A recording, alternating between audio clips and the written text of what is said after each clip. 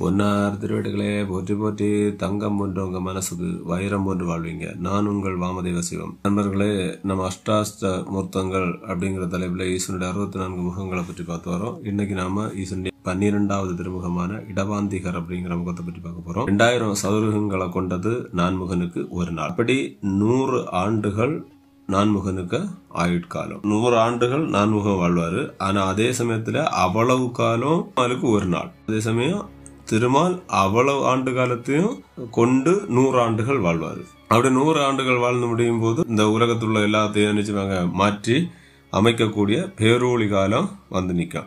அந்த பேரொளி காலம் வரும்போது பிரளயம் ஒடுங்க ஆரம்பிக்கும். ஒடுங்கும் போது மீதம் இருக்கக்கூடிய பிரபஞ்ச சக்தி தான் இந்த ஈசன் சிவபெருமான். சிவபெருமானுடைய உமாதேவியாரும் சிவனும் சேர்ந்து என்ன செய்வாங்க, அந்த பிரளயம் ஒடுங்கக்கூடிய காலத்துல ஊழித்தாண்டவம் ஆடுவாங்க. ஊழித்தாண்டவம் ஆடும்போது எல்லா உயிரினங்களும் பிரளயத்துக்குள்ள ஒடுங்கும்.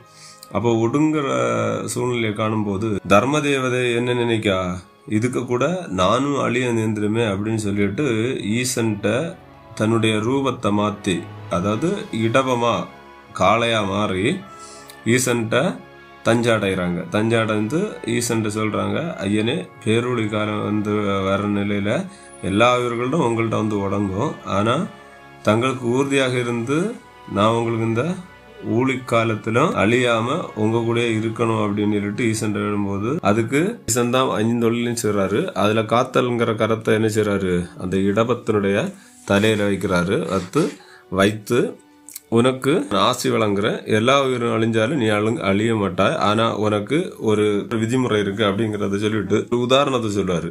நீ வரப்போற காலம் கலியுகம், அது எப்படி இருக்கும், நீ அதுல எப்படி இருக்கணுங்கிறத.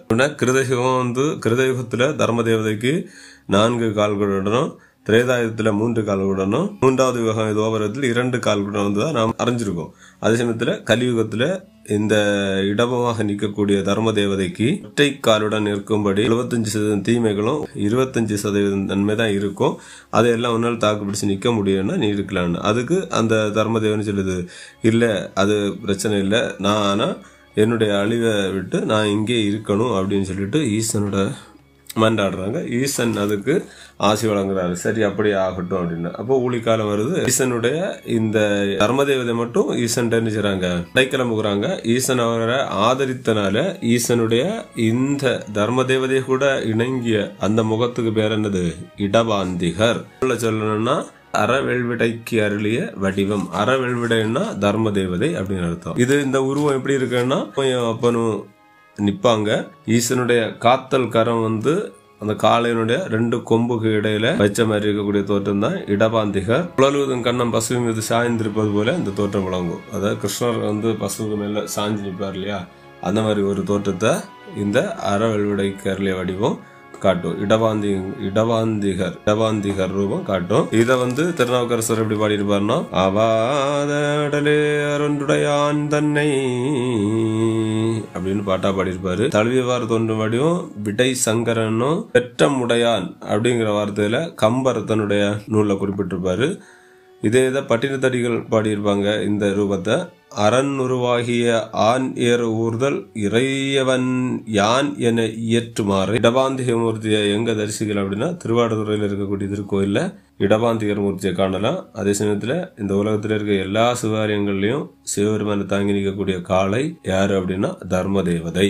தர்ம தேவதை தான் காளையாக எல்லா ஆலயங்களிலும் வீற்றிருக்கிறார்கள். அந்த நந்தி தேவதையை வணங்குறவங்க வாழ்வில் நல்ல வளம் பெற்று வாழ்ந்ததான் வரலாறு. பல இடங்கள்ல அதை நாமும் கண்கூடா பார்த்திருக்கோம். நீங்களும் வழிபட்டு பல செல்வங்களை பெற்று வாழ்வீர்களாக. நம்முடைய சேனல் பிடிச்சிருந்தா லைக் பண்ணுங்க, ஷேர் பண்ணுங்க, கமெண்ட் பண்ணுங்க. நம்ம சேனலை சப்ஸ்கிரைப் பண்ணுங்க. கிருஷ்ண கிருஷ்ண கிருஷ்ண கோவிந்த கோவிந்த கோவிந்தா.